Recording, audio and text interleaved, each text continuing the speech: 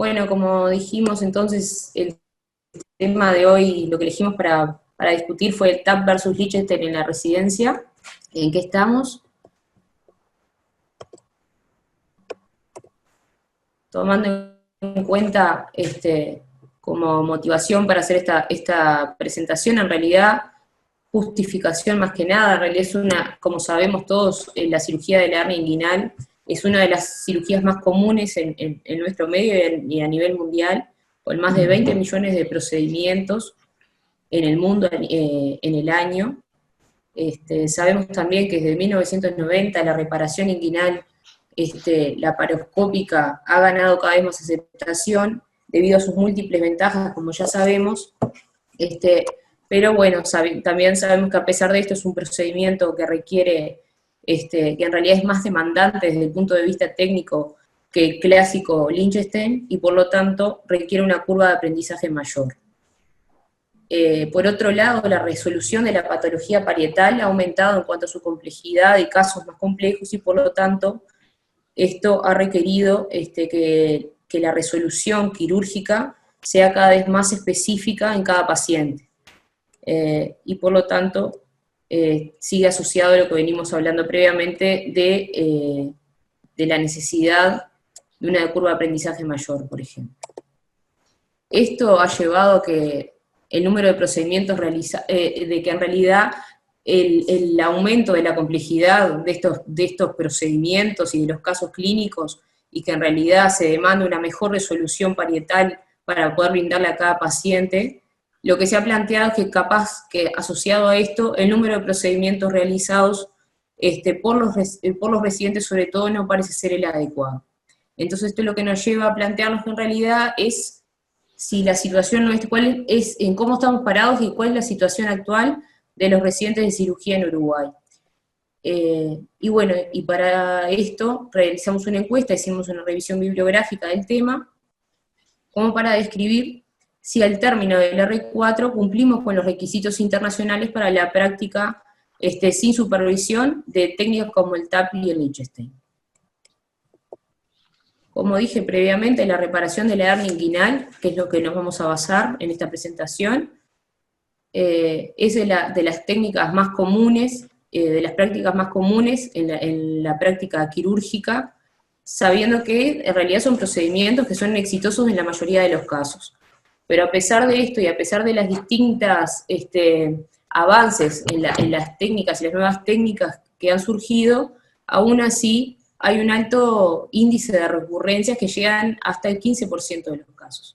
Asociado a esto también, una incidencia alta de dolor crónico postoperatorio entre un 10 y un 12%, y dolor crónico severo, definiendo como aquel dolor que persiste y se mantiene durante más de un año y que aparte te limita en las actividades diarias. Todo está asociado a un alto costo en salud, y por lo tanto lleva a plantear que a pesar de las distintas técnicas sigue generando un problema en la reparación herniaria, y por tanto también que el manejo de la hernia inguinal no está estandarizado actualmente por las distintas técnicas quirúrgicas, asociadas también a la distinta nivel de expertise y experiencia de los cirujanos tratantes.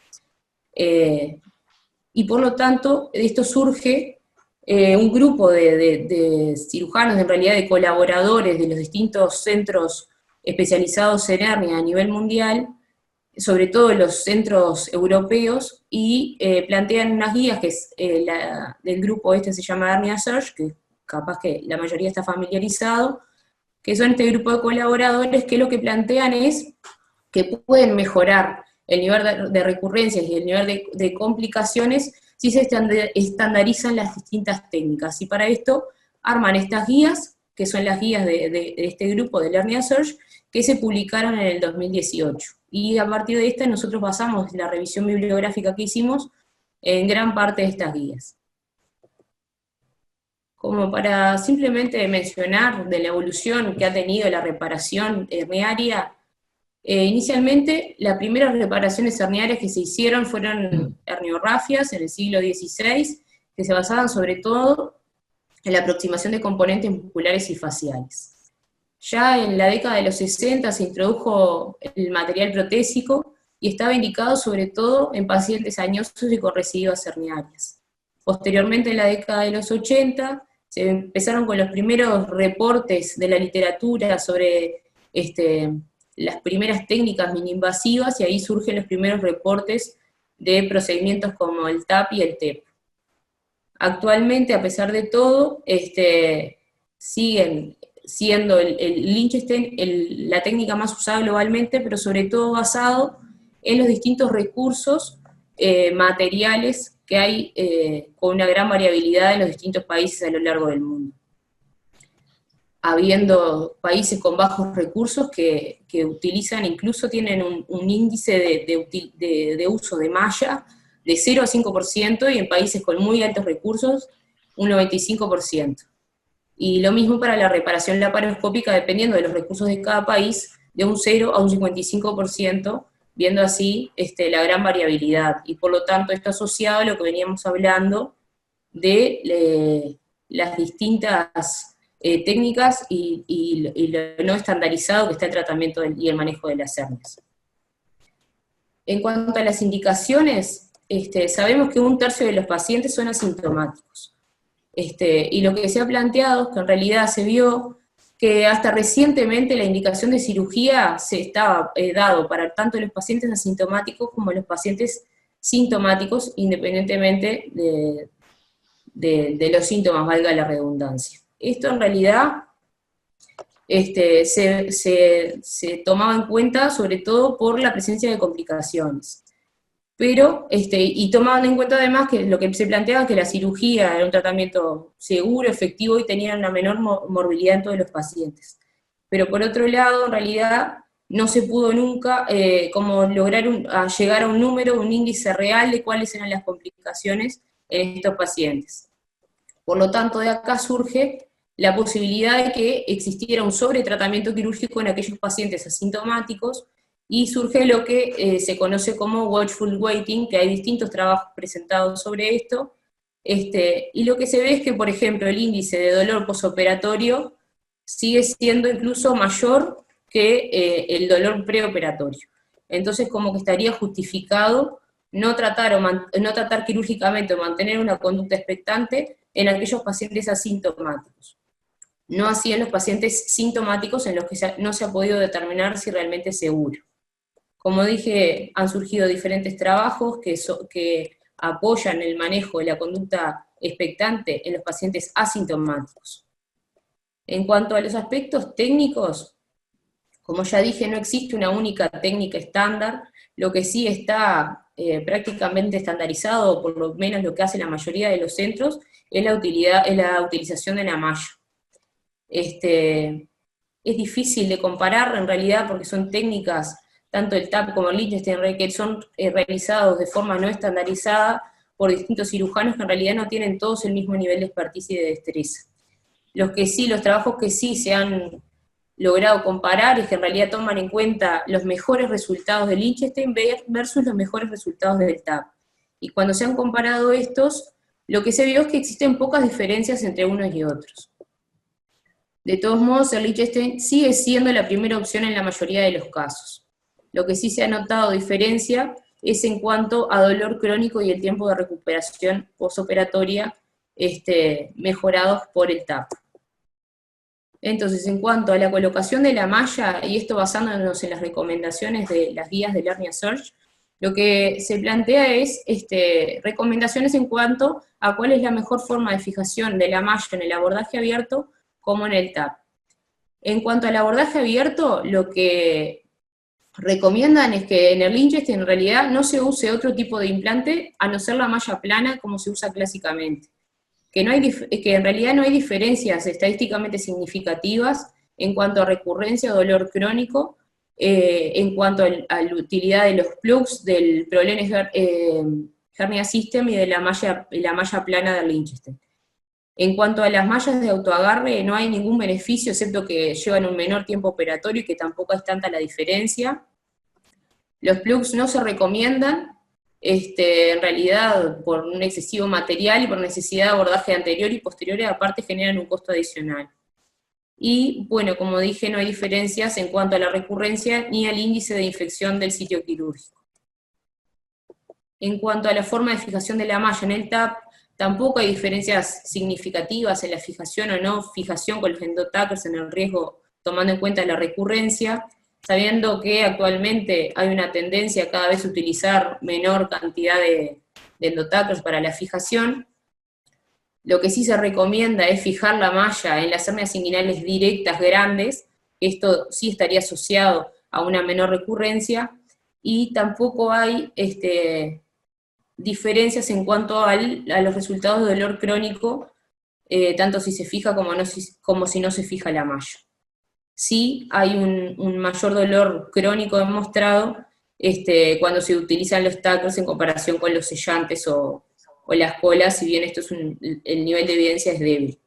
Y tampoco hay diferencias en cuanto a la infección del sitio quirúrgico ni el tiempo operatorio. Y bueno, comparando el Liechtenstein versus el TAP, las guías del hernia Sarg lo que refieren es que no hay una diferencia en el tiempo operatorio, pero como dije, en realidad lo que se compara son los mejores resultados de una y la otra. No hay diferencias significativas tampoco en las complicaciones posoperatorias que requieran una reintervención. Sí se demostró que el TAP tiene en promedio un menor índice de dolor posoperatorio crónico y la recuperación posoperatoria es más rápida, si bien están asociados a costos más altos y la curva de aprendizaje del TAP es más larga. Las complicaciones, en realidad, tomando en cuenta que son raras, en el TAP cuando se presentan son más graves, sobre todo al inicio de la curva de aprendizaje. Por lo tanto, en realidad, como recomendación en pacientes hombres con hernias inguinales unilaterales primarias, se sugiere que se reparen inicialmente con TAP, asociado a la única diferencia que en realidad lo que se encuentra es debido a la menor incidencia de dolor postoperatorio inmediato, digamos, y el crónico. Hay distintos trabajos publicados recientemente. Este es un trabajo que se publicó el año pasado en la revista Hernia, que es un metaanálisis con una revisión sistemática y un análisis secuencial de ensayos que toman en cuenta 2 ensayos clínicos controlados, randomizados, con 3.966 pacientes, que lo que hace es comparar el TAP y la recurrencia, entre la reparación laparoscópica con el Liechtenstein, tomando en cuenta hernias inguinales no complicadas y primarias. Y llegaron a la conclusión que en cuanto a la recurrencia no hay diferencias, y sí que hay diferencia en cuanto al dolor posoperatorio agudo y crónico, siendo menor en el abordaje laparoscópico. Este es otro estudio que es un centro ruso y 2 centros alemanes que se publicaron el año pasado. Es un estudio retrospectivo y una revisión de la literatura que toman en cuenta aproximadamente 15.000 pacientes, varios años de recolección de datos. Ellos en estos centros, más del 95% de los pacientes lo reparan mediante la laparoscopía y tienen un índice de recurrencia menor a 1% por TAP y también de dolor crónico posoperatorio. Comparan el TAP con el TEP, con la técnica de Schuldeis y con el Liechtenstein. En cuanto al TEP, no encuentran diferencias ni en recurrencia ni en dolor crónico posoperatorio. En cuanto a Schuldeis, tienen el TAP menor dolor posoperatorio y menor recurrencia, y en cuanto al Liechtenstein, la recurrencia es similar, pero como venimos diciendo, también demostraron un menor índice de dolor y la recuperación posoperatoria es más rápida. Esto es un estudio español que se publicó en el 2018, que es un estudio prospectivo randomizado, que lo que hace es comparar, tomar en cuenta distintas variables como la estadía hospitalaria, el tiempo operatorio, las complicaciones, el dolor posoperatorio, la recurrencia y la calidad de vida en la reparación de las hernias inguinales bilaterales. Es un estudio que en realidad se toma una recolección de pacientes entre marzo del 2013 y marzo del 2015, con 61 procedimientos laparoscópicos y 73 Liechtenstein, realizados todos por cirujanos senior y con las técnicas estrictamente protocolizadas. Y lo que llegaron a la conclusión es que el TAP tiene menor dolor posoperatorio, menor estadia hospitalaria, hicieron una encuesta entre pacientes y la percepción que tienen una mejor calidad de vida con esta técnica y menores complicaciones tomando en cuenta complicaciones como seromas, hematomas o infección. Y tampoco encontraron diferencias en cuanto a recurrencia. Y bueno, lo que decimos es que en cuanto a recurrencia, a pesar de las distintas innovaciones en las nuevas técnicas de la laparoscopía, a pesar de eso tienen un índice relativamente alto de recurrencia, y bueno, que no hay suficiente evidencia para aceptar o rechazar el watchful waiting en cuanto a las recurrencias, y lo que se recomienda es que en aquellos pacientes tratados inicialmente por una reparación anterior, como el Liechtenstein, se recomienda que la próxima reparación se realice mediante abordaje laparoendoscópico, y lo mismo, y al revés, digamos, si la reparación inicial fue por TAP, y si tuvo una recurrencia, que se repare mediante abordaje abierto anterior. En cuanto a las complicaciones, el índice de disfunción sexual es de un 5 a 7%, disfunción testicular y fertilidad menor a 1%. En cuanto al hematoma postoperatorio, hay una menor incidencia en el TAP que en el Liechtenstein. El seroma es poco frecuente, en realidad no se recomienda el uso de drenajes en ninguna de las dos. Sobre todo en el Liechtenstein no se recomienda dejar drenaje sistemático. Y en cuanto a las complicaciones, lo que había mencionado previamente es que si bien es poco frecuente, cuando se presentan en el abordaje laparoscópico son más graves, como lesiones intestinales, vesicales o vasculares. Esto está en estas guías también que les mencioné.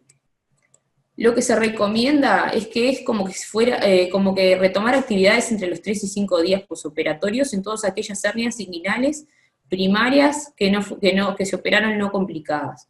Es decir, que es innecesario que se restrinjan actividades físicas. Esto sería independiente, es decir, que no afectaría el riesgo de recurrencia. En cuanto al dolor crónico, como dije, es una de las complicaciones más frecuentes, entre un 10 y un 12%, y el dolor severo incluso hasta un 6% en algunas casuísticas. Y bueno, hay muchos trabajos que encontramos, y que uno de ellos plantea los factores de riesgo, sobre todo para el dolor crónico en la hernia, en la reparación herniaria, siendo los más frecuentes y los más comunes en los pacientes jóvenes, el ser mujer, que ya haya presentado un gran dolor posoperatorio inmediato, que ya tenga antecedentes de dolor crónico por otra causa, la presencia de que esto en realidad haya sido una hernia recurrente, y la reparación por vía abierta. Hay otros factores en realidad de riesgo con nivel de evidencia moderado y bajo, como la presencia de complicaciones posoperatorias, neurolisis, la preservación del nervio ilioinguinal en el Liechtenstein. También se menciona la predisposición genética, la sutura realizada con una técnica pobre, por así decirlo, la fijación de la malla, no tener un buen manejo de la anatomía, sobre todo nerviosa. También está asociada a una baja experiencia de cirujano tratante, y también refieren la disfunción sensorial a nivel inguinal y una baja expectativa de optimismo preoperatorio. Entonces, en cuanto a esto, sería importante para poder tener por así decirlo, un menor índice de dolor posoperatorio, que haya un buen conocimiento de estos factores de riesgo que se han descrito en los distintos trabajos, que se tenga una técnica quirúrgica meticulosa, conocimiento profundo de la anatomía nerviosa, sobre todo con una correcta identificación y manejo de los nervios, y la optimización de los materiales protésicos, así como una cuidadosa fijación de la malla utilizada. No se recomienda la resección nerviosa profiláctica. En aquellas hernias inguinales oblicuas externas se recomienda la invaginación del saco sin ligarlo, y se asocia a una disminución de la incidencia del dolor posoperatorio, pero aumenta el índice de recurrencia. Esto es lo que ya es por todos conocido, evitar fijar la malla del pubis, pero el elevado riesgo de pubalgia y de dolor crónico.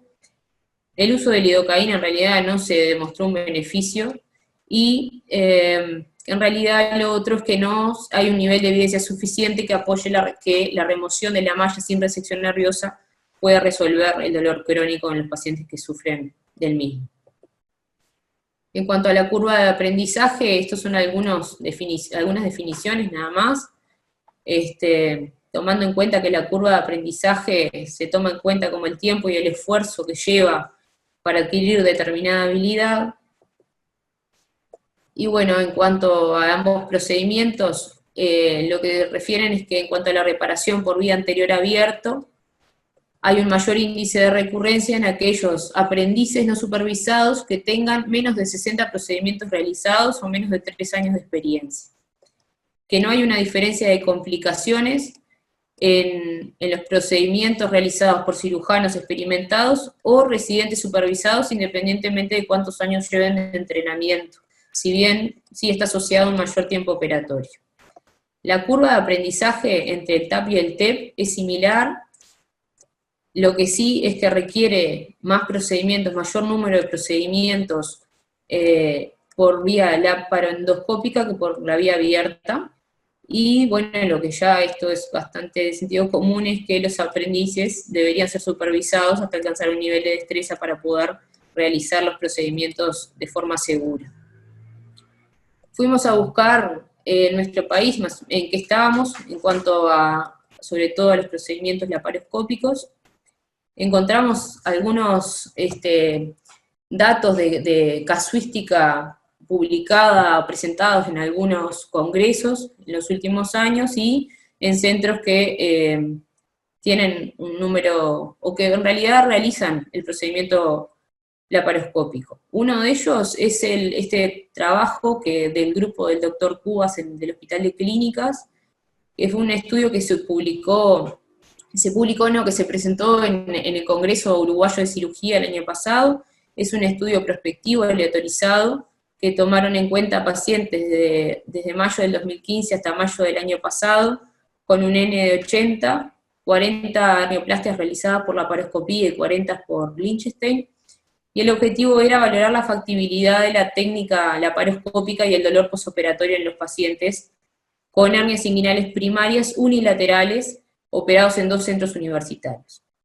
La idea era evaluar la estadía hospitalaria, el tiempo operatorio, las complicaciones y el dolor crónico. Los criterios de inclusión fueron pacientes mayores de edad, entre 18 y 80 años, que tuvieran hernias inguinales primarias unilaterales. Se excluyeron pacientes con hernias bilaterales y recidivas herniarias y con comorbilidades, como dice la presentación. Y bueno, en cuanto a los resultados, lo que ellos concluyeron es que existe una diferencia significativa en cuanto al tiempo operatorio, sobre todo, comparado con la técnica de Lichtenstein, y el dolor posoperatorio en las primeras 24 horas. Que no hay diferencias en cuanto a las comorbilidades, la edad, el índice de masa corporal y el tipo de hernia. Y que no hay diferencias estadísticamente significativas en cuanto al dolor posoperatorio luego de las 24 horas, la estadía hospitalaria, ni las complicaciones posoperatorias. Otro de los números o casuísticas recolectadas fueron del equipo del Banco de Seguros del profesor Fernando González, del equipo del doctor Balsan Giacomo y Álvaro Castro y Fole. En realidad nos contaron que tienen una casuística de aproximadamente 120 hernieoplastias por laparoscopía entre mayo del 2017 y mayo de este año, que son pacientes seleccionados con hernias inguinales pequeñas, unilaterales, han tenido 2 complicaciones intraoperatorias con sangrados de la arteria epigástrica que se pudo controlar en el intraoperatorio, y 2 complicaciones posoperatorias, tuvieron 2 con dolor prolongado, que tomaron como dolor prolongado entre 30 y 60 días, un paciente con dolor crónico que se manejó con infiltraciones ecoguiadas, y 2 recidivas que se presentaron al inicio de la curva de aprendizaje. En cuanto a la experiencia en el Hospital Maciel, en la Clínica Quirúrgica 3, el equipo del doctor Ciuto nos pasó también su casuística entre agosto del 2016 y diciembre del año pasado. Fueron 97 hernieoplastias laparoscópicas por TAP, en pacientes también seleccionados, tuvieron 2 recidivas, y hubieron 3 pacientes que se operaron con diagnóstico ecográfico de hernia, que no tenían hernia, un hombre y una mujer, y otro paciente que resultó tener que era una recidiva de un Lichtenstein, que lo que tenía era un lipoma en el anillo crural.